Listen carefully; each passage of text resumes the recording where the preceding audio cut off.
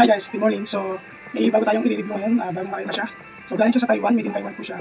And i-review natin ang makita nito. Ito yung nabili ko kay Sir Paul, shoutout sa iyo Sir Paul, and kay Ma'am Lani sa Film Master sa Badminton Essential. Ito po yung J-Nice, so made in Taiwan po siya. Ito yung bagong brand ng badminton. So, ito ngayon si J-Nice, bago pa lang sa Pilipinas. So, bago nire-review sa mga badminton na industry dito sa Pilipinas para makilala natin kung yung quality ba o worth it ba yung hinahanap yung pakita. So sa 3K, na pakita nito, isulit na talaga.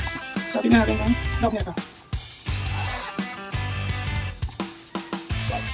Ito pala yung Elastic Force 1000.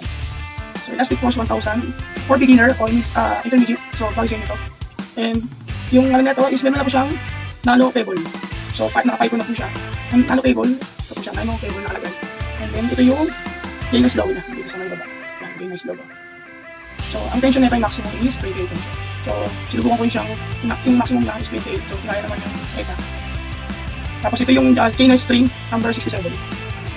Crispy. So, ginamit ko siya yung nakarang araw. Okay naman yung raketa. Yung performance nito is nakaka-increase ng defense. Tsaka yung pag-drive, okay rin. Sa smash naman, kung mag-smash kayo full time, para ramdam nyo yung load na load smash. So, nakakaano siya ng defense talaga. Ito yung nag-improve siya ng defense. Tapos yung control sa drop. So may lang mag-drop. So nakokontrol niya at pati yung smash.